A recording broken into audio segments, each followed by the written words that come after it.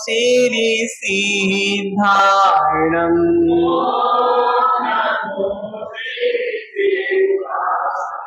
ॐ नमो आयर्याणम्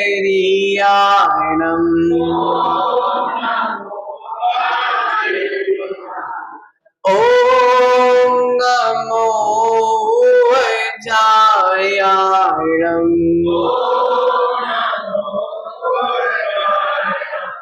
ॐ नमो लोये सव्यसाहुरम्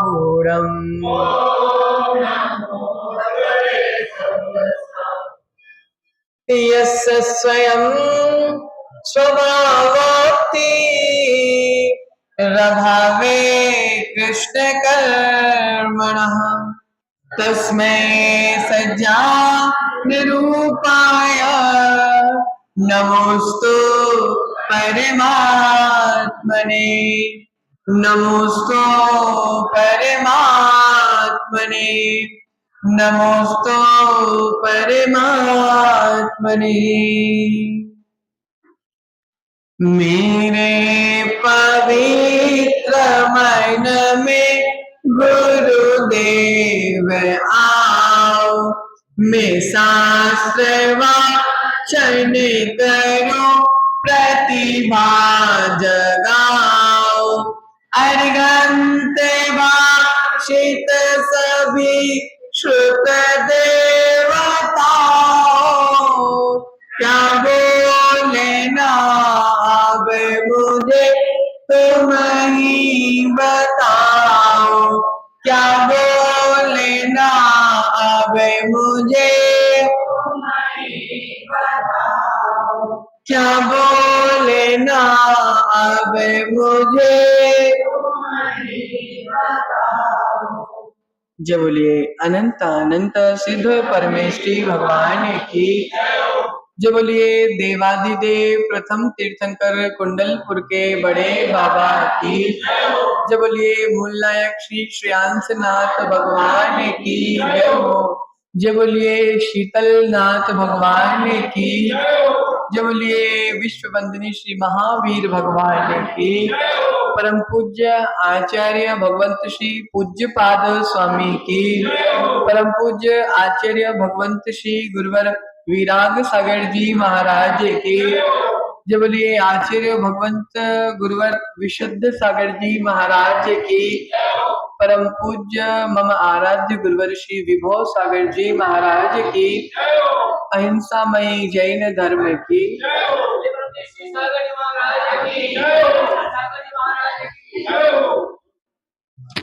प्रियात्मन इष्टोपदेश जी की पावन वाचना चित्त को पावन करते हुए हमारे लिए इष्टोपदेश दे रहे हैं। पूर्व में हमने जाना कि कर्म कर्म को जोड़ने का प्रयास करता है। कर्म कर्म का ही हित चाहता है और जीव जीव का ही हित चाहता है। और आज आचार्य भगवंत 32 नंबर की गाथा में बता रहे हैं कि उपकार करना है तो किसका करना है, सही उपकार क्या है। ये 32 नंबर की कारिका में आचार्य भगवंत लिख रहे हैं। परोपकृति मुत्सृज्य परोपकृति मुत्सृज्य स्वरोपकार परो भवा स्वरोपकार परो भवा उपकुर्वन् परस्याज्ञो उपकुर्वन् परस्याज्ञो दृश्यमानस्य लोकवत् दृश्यमानस्य लोकवत् परोपकृति मुत्सृज्य स्वरोपकार परो भव उपकुर्वन् कुर्वन् परस्याद्यो दृश्यमानस्य लोकवत्। उच्चारण कीजिए।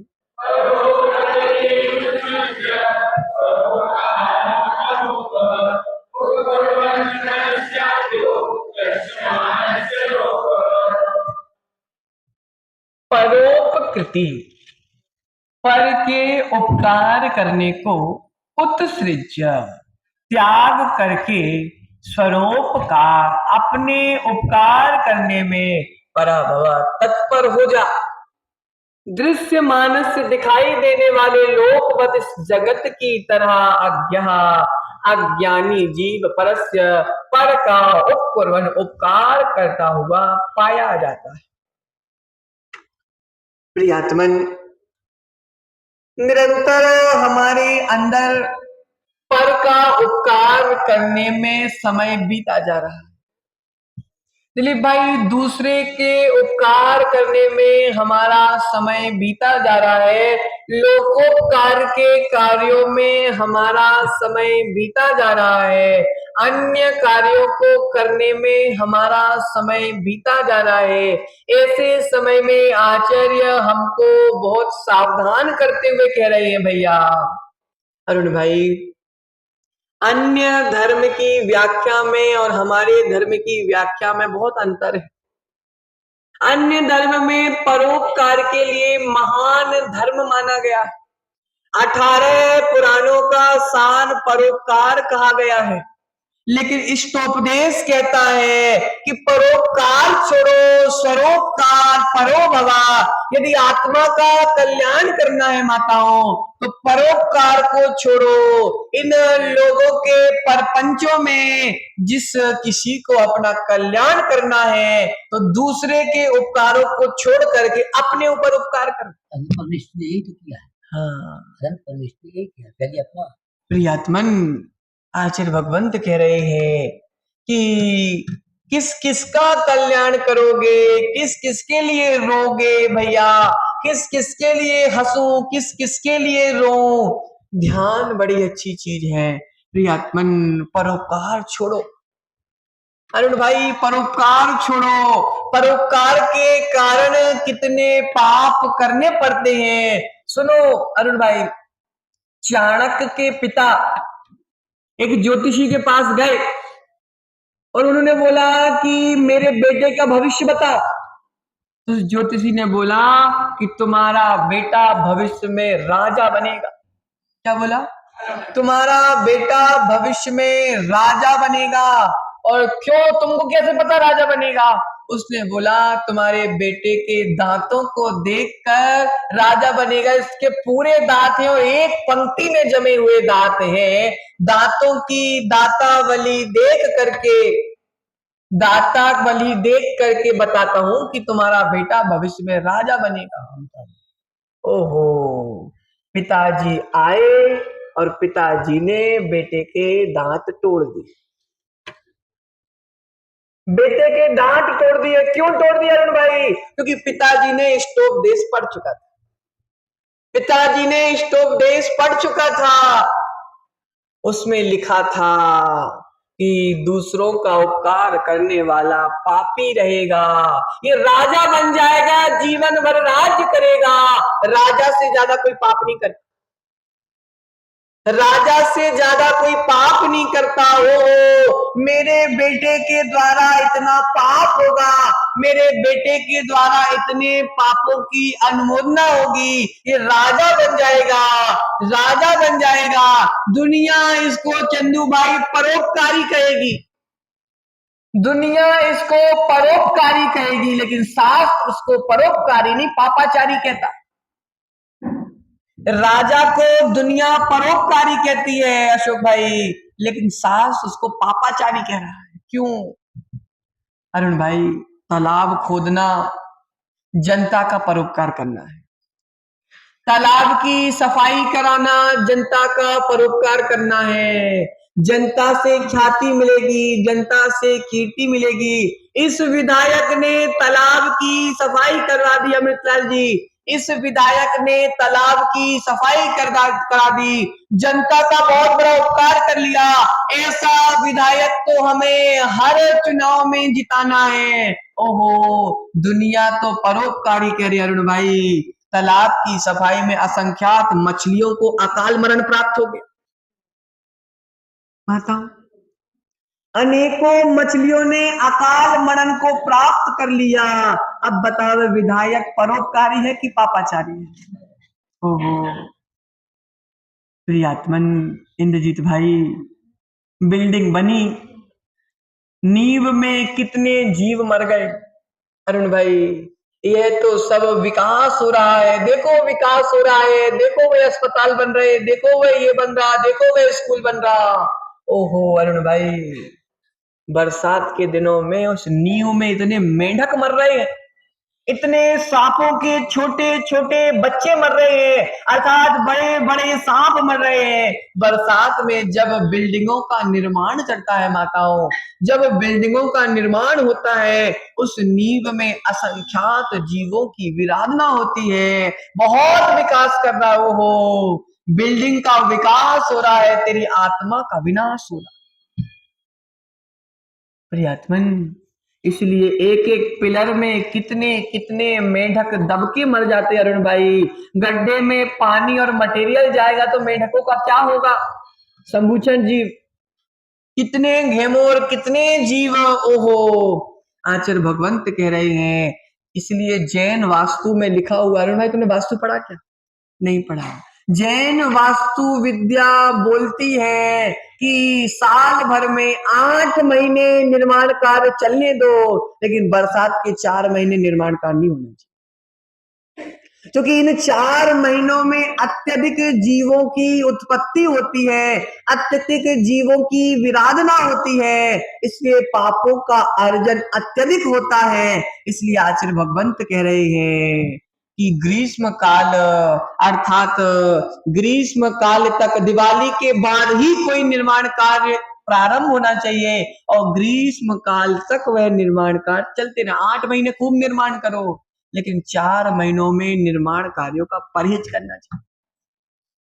प्रियात्मन, जगत में जिसे परोपकार कहा जा रहा है माताओं, जगत में जिसको परोपकार कहा जा रहा है, उसके लिए हमारा आगम सिद्धांत पापाचार कहता है। जगत में अरुण भाई राजनीति को श्रेष्ठ माना जाता है, लेकिन इस राजनीति को हमारे आगम में विकथाओं में गिना गया। किसमें गिना गया माताओं? विकथाओं में गिना जाता। भैया अपनी दृष्टि भिन्न है, जैन आगम की दृष्टि भिन्न है। जहां अरुण भाई लोगों की सोच खत्म हो जाती है, आगम की सोच प्रारंभ होती। दिलीप भाई चिंतन करो, मनन करो। भैया एक प्रश्न आ जाएगा मन में, अरुण भाई मन में एक प्रश्न आ रहा है, कुलबुल प्रश्न हो रहा है क्या कि आदिनाथ भगवान ने फिर असीम असी कृषि का उपदेश क्यों दिया? बोलो माता, शंका आ सकती है कि फिर आदिनाथ भगवान ने असीम असी कृषि वाणिज्य आदि विद्याओं का उपदेश क्यों दिया? प्रियात्मन, आचार्य भगवंत कह रहे हैं आदिनाथ भगवान ने पाप का उपदेश नहीं दिया था, आदिनाथ भगवान ने आजीविका का उपदेश दिया था। जीवन को कैसे जीना है, जीवन को कैसे चलाना है, इसका उपदेश दिया था। वो भी उपदेश मुनि अवस्था में नहीं दिया था, ग्रस्त अवस्था में दिया। अरुण भाई समझ रहे बात को? दिलीप भाई, वह भी उपदेश मुनि अवस्था में नहीं दिया था, क्योंकि मुनि अवस्था में 5 पापों का कृत कारित अनुमोदना से त्याग होता है, और वह ग्रस्त अवस्था में दिया था।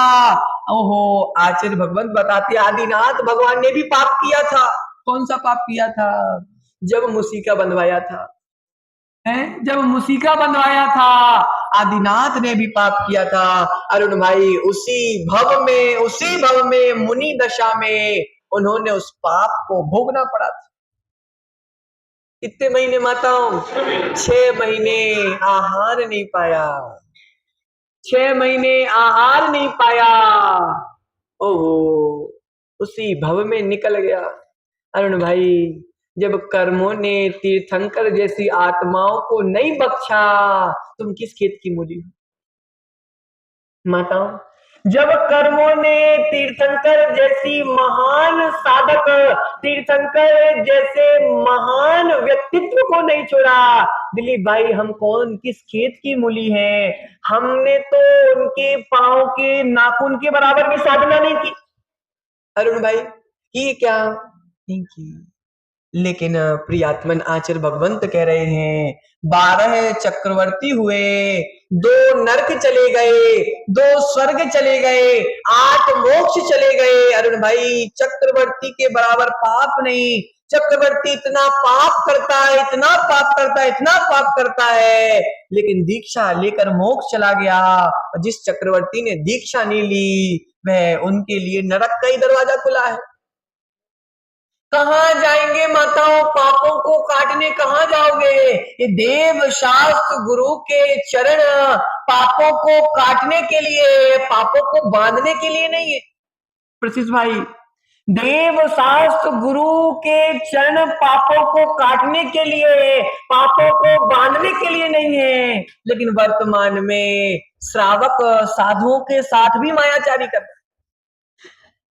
ये श्रावक साधुओं के साथ भी छल कर रहा है, ये श्रावक साधुओं के साथ भी धोखाधड़ी कर रहा है। अरुण भाई जो जीव ऐसे कार्य कर रहे हैं, वह इन पापों को काटने कहां जाएंगे? अन्य क्षेत्र कृतम पापम धर्म क्षेत्र विनश्यति। अन्य स्थानों पे किया गया पाप इन देवशास्त्र गुरुओं के चरणों में क्षय को प्राप्त हो जाता है, लेकिन अगर इन्हीं के चरणों में पाप किए जाएंगे अरुण भाई कहां काटेंगे? इसलिए उन जीवों को, उन अज्ञानी जीवों को बोध होना चाहिए, जिनवाणी आगम सिद्धांत का बोध होना चाहिए कि मैं दुनिया में पाप कर लूं लेकिन इनके चरणों में आकर पाप नहीं करूं। अरुण भाई जिस साधु ने घर परिवार छोड़ दिया, जिस साधु ने अपनी आत्मा के कल्याण के लिए सारी सुख सुविधाओं का त्याग कर दिया, जिस साधु ने अपनी आत्मा के कल्याण के लिए सारे धन वैभव का त्याग करके साधना में लीन हो गया है, ऐसे निर्दोष निश्चल साधु के साथ अगर जो जीव छल करेंगे, वे जीवों को कितना भारी कर्मों का आश्रय होगा। अरुण भाई साधुओं का कौन है? बोले ना अरुण भाई, हम साधुओं का कौन है? सावक। और अगर वे सावक ही हमारे साथ छल कपट करेगा, तो फिर साधुओं के रत्नत्रय में अनुकूलता कौन बनाएगा?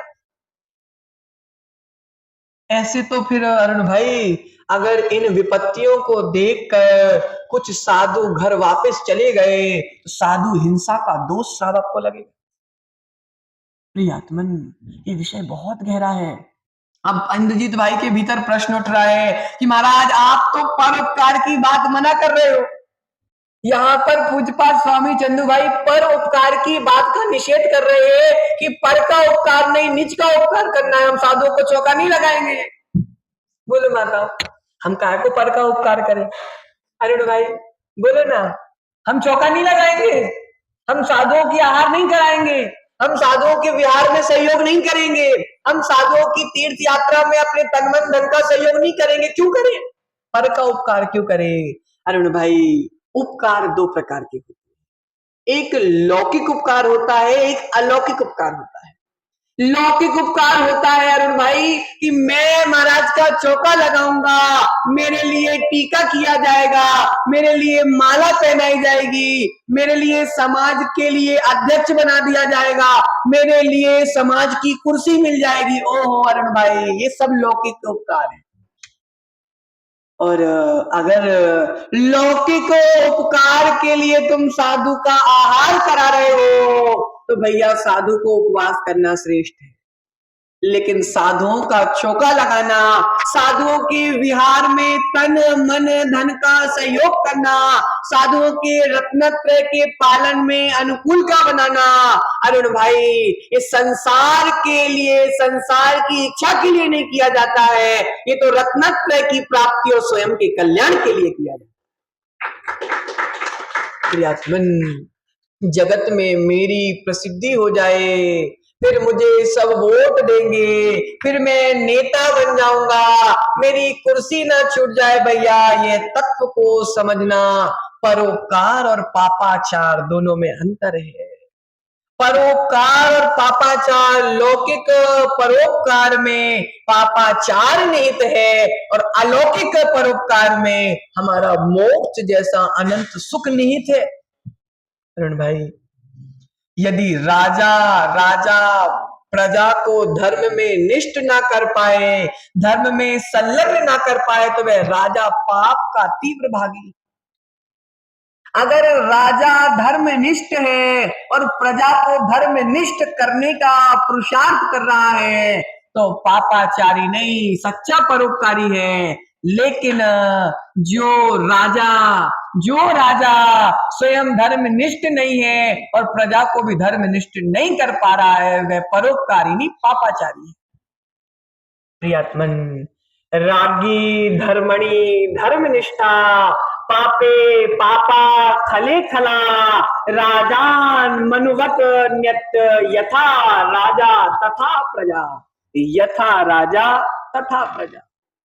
यदि राजा धर्मनिष्ठ होता है तो प्रजा भी धर्म के अभिमुख होती है। पाप में पाप, दुर्जनों में दुर्जन, राजा सम होता है। तो जो प्रजा सम अर्थात अगर राजा नीति वाला, न्याय वाला, धर्म वाला है, तो प्रजा भी न्याय नीति वाली होगी, और अगर राजा भ्रष्ट है तो प्रजा भी भ्रष्ट होगी। प्रियात्मन, तुम बीच के धर्म की बात कर रहे हो, आप लोक धर्म की। अरुण भाई, ये जितना भी लोक, ये जितने भी बाहर परोपकार चल रहे हैं, ये सब लोक धर्म है, आत्म धर्म नहीं है। ये सब लोक धर्म में आएंगे, आत्म धर्म में नहीं आएंगे। प्रियात्मन, इसलिए आगम में वह परोपकार गर्भित होगा, शास्त्रीय दृष्टि में परोपकार नहीं। हाँ, जिस लोक की अपेक्षा धर्म माना जाता है, व्यवहार में दान पूजा व्यवहार धर्म माना जाता है, लेकिन जब तक आत्मा के स्वरूप का ध्यान नहीं होगा, आत्मा के स्वरूप की आराधना नहीं होगी, जब तक वह आत्म धर्म नहीं माना जाए। प्रियात्मन, देखो, चक्रवर्ती अरुण भाई मंदिर बनवाता है, चक्रवर्ती शिलाएं बनवाता है, चक्रवर्ती महान महान आयोजन कराता है, फिर भी उसको मोक्ष नहीं होता। मंदिर बनवाने से, पूजा करने से, आराधना करने से, भूखों को रोटी खिलाने से, मकान जिनके टूट गए मकान बनाने से, आदि आदि उपकार करने से मोक्ष नहीं होता जब तक तुम दीक्षा नहीं लोगे। हो माता, खूब उपकार कर लिया, जब तक दीक्षा नहीं लोगे, जब तक कल्याण होगा क्या? अरुण भाई बोल रहे महाराज हमारा हो जाएगा। अरुण भाई, ये मिथ्या भ्रांति है, ये जीव की मिथ्या भ्रांति है कि मैं दूसरों का उपकार करूंगा तो मेरा कई कई धर्मों में चलता, कई कई संप्रदाय में चलता। जब तक पिता पुत्र का मुख नहीं देखता, जब तक पिता को मोक्ष नहीं होता। सब मिथ्या भ्रांति है। प्रियात्मन, आचार्य भगवंत कह रहे हैं, दूसरों का उपकार करने से, दूसरे का उपकार करने से कल्याण नहीं होगा जब तक रत्नत्रय के माध्यम से निज आत्मा का उपकार नहीं होता। प्रशिष भाई, तुमने किसी की फोटो फ्री में खींच दी, मोक्ष हो जाएगा क्या? प्रियात्मन, आचार्य भगवंत कह रहे हैं, जब तक चक्रवर्ती ने खूब उपकार किए, लेकिन अरुण भाई जब तक दीक्षा नहीं ली, जब तक मोक्ष को प्राप्त नहीं हुए। इसलिए आचार्य भगवंत कहते हैं, पर उपकार में लगे रहने से ध्यान रखना, निज का उपकार भूल मत जाना। क्योंकि जब तक निज का उपकार नहीं करोगे, जब तक तुम्हारा कल्याण करने की सामर्थ्य तुम में आने वाली नहीं है। इसलिए परोपकृति मुत्सृज स्वरोपकार परोभवा, पर उपकार का परहेज करो और स्वोपकार के प्रति संलग्न हो जाओ। प्रियात्मन, दुनिया में देखा जाता है, नेताओं को देखो, खूब परोपकार कर रहे हैं, लेकिन परोपकार करने से भाई पर का तो उपकार हो रहा है, निज का उपकार नहीं हो रहा है। इसलिए हमारा जिन धर्म सिखाता है कि भैया पर के उपकार के साथ साथ निज का उपकार भी करो, क्योंकि निज के उपकार के बिना चंदू भाई हमारा कल्याण होने वाला नहीं है। इसलिए प्रियात्मन, बेटे के लिए कमाओ, बेटी के लिए कमाओ, पत्नी के लिए कमाओ, मकान के लिए कमाओ, सबके लिए कमाओ, थोड़ा निज के लिए भी कमाओ। पैसा नहीं, धर्म। पैसा तो बेटे लूट लेंगे। 3-3 है, क्यों चंदू भाई? 3-3 है। तुम बस मरने वाले हो गए, उसके पहले साइन हो जाएंगे सब। बुरा तो नहीं लगा? ये नीति बता रहे हम तुम्हें, दुनिया की रीति बता रहे हैं। इसलिए अरुण भाई, बेटों के लिए तुमने बहुत कर लिया, बच्चों के लिए तुमने बहुत कर लिया, बच्चों की माँ के लिए तुमने बहुत कर लिया। अब समय आ गया है कि भैया निज के लिए भी कुछ कर लो। रत्नत्रय का पालन निज का कल्याण करता है, इसके अलावा कोई निज का कल्याण करने वाला नहीं है। इसी मंगल भावना के साथ आचार्य भगवंत श्री पूज्य पाद स्वामी की जय